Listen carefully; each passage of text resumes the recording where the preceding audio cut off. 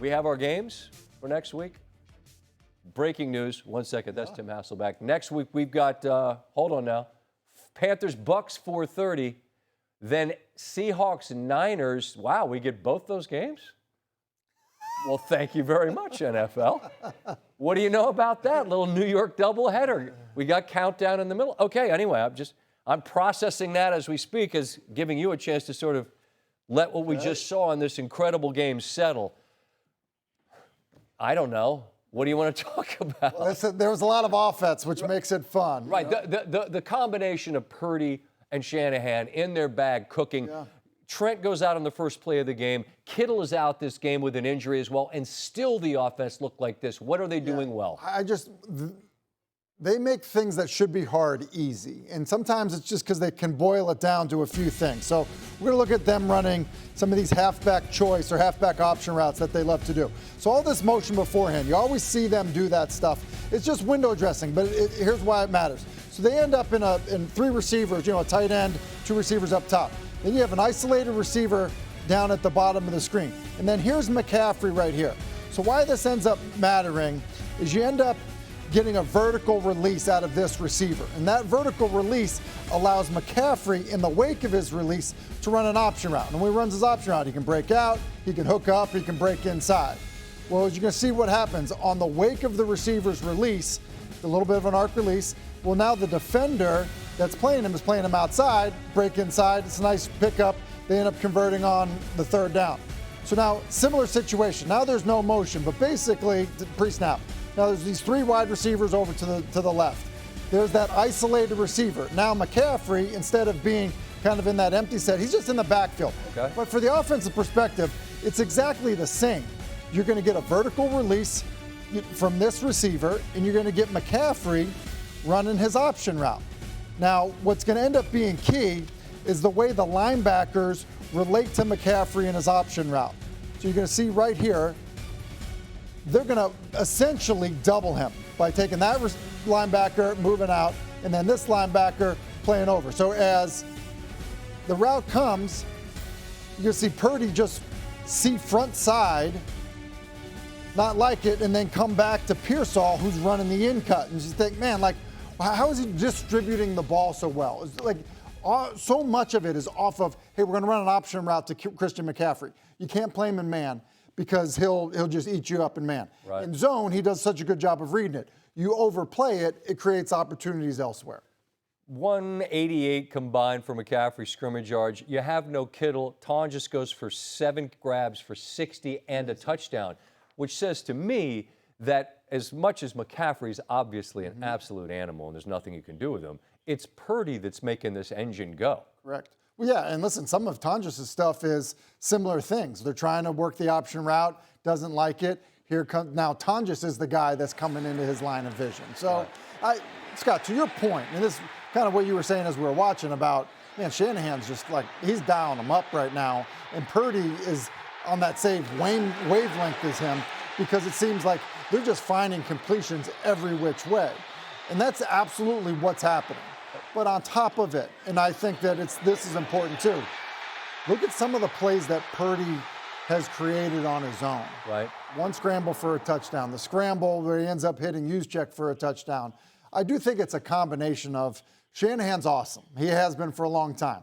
You see the boot play, and the next thing you know it was the throwback off of it. And you were like, yep, you could have seen that coming, right? And then it's Purdy and his ability to create that I think is very undersold in terms of playing outside of the design of an offense. Brock, hey, it's Scott Van Pelt here. Hope you had a great Christmas. You perhaps just heard me and Tim Hasselbeck talking about this incredible game. You and Shanahan just so locked in, and that offense was humming. What worked best for you all tonight? It seemed like the answer is everything, but what are you most pleased with about how your offense operated tonight, Brock? Yeah, man, I just think, to be able to go 4 quarters of, it's going to take what it takes as an offense to move the ball up and down. I thought the run game was good, and then to be able to get outside the pocket and make some plays, and then some scramble plays as well for us to be able to hit on those in the red zone. But just across the board, to be able to finish a game like that at the end of the year, I thought that was just huge for us. I'm not sure when you threw the headset on, but I was just bragging on Tonjes tonight. Without Kittle, who we know is such a difference maker in the offense for you or whoever's playing quarterback, for him to be available for what he did, how significant was his contribution tonight? Yeah, he's the man. You know, he's always been ready all year, even when George has been balling. And then obviously when George goes down, have him come back in and do his thing. He's consistent. He's smart, great hands. He's a guy that we can rely on at the Y position. And so tonight we saw that, and he's a hometown kid, so it was always cool to see him, you know, ball out back home. No doubt. And look, the game is just breathless back and forth. Caleb's playing at an incredibly high level, too. And we know what they've done this year, Brock. They've won 6 games when they've trailed at the 2-minute warning.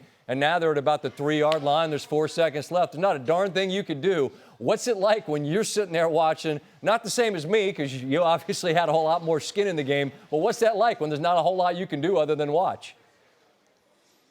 Yeah, man, it's a lot of praying and obviously just having trust in the boys, man, to be able to just get a stop at the end of the day. You could drive all the way down the field, but it's about getting in the end zone. And so for our boys to get a stop like that, man, there's nothing you could do watching, but it felt so good to celebrate.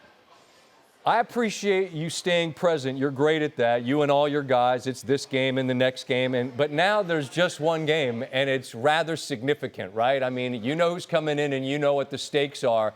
How do you best describe what it's like to have a game that you know if you win it, you're home as long as you stay home, and if you stay home, there's the biggest game that there is in the sport in that field. So what's cooked into next week's game? I mean, obviously it's everything in terms of getting the first seed in the playoffs. And, I mean, if you win next week, that's a game in the playoffs that you don't have to worry about. And so everybody knows that. But, I mean, that's sort of what we've been playing for the last 2 games. And, obviously, we got one more. So it's got to be the same mindset for us. We got to watch this film, get better, and be ready to roll.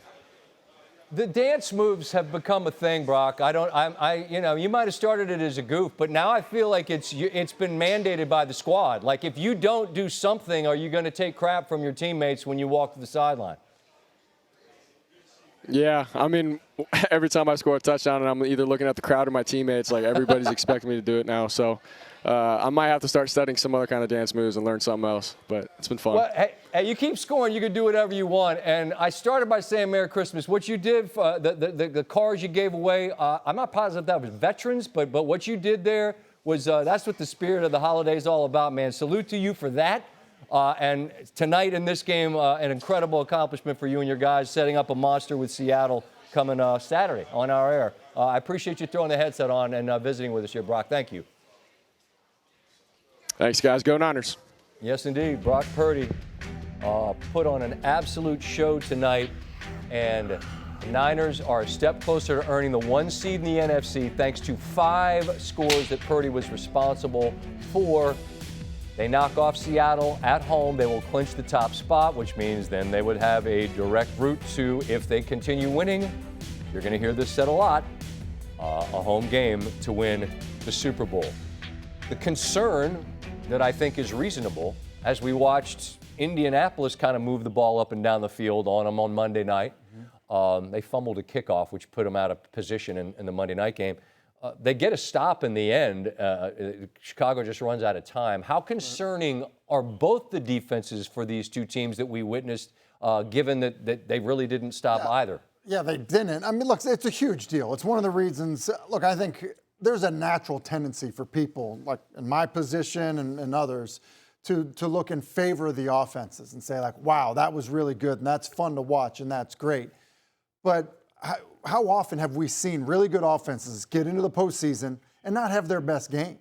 You know, and when that happens and you can't stop anybody, that's a problem. I think the thing that really sticks out is, one, you know, when you look at the Niners, for example, you can't get a pass rush. And if you can't get a pass rush, that's a problem. Fewest sacks in the National Football League by a lot. I mean, we had the stat the other day, Myles Garrett has 6 more sacks than they do when the game started. It's crazy. Yes, and then a similar thing, we think about, you know, Purdy's ability to escape, create, and buy time to find things, you know, open down the field. Similar thing when you look at Chicago in terms of not being able to generate the pass rush.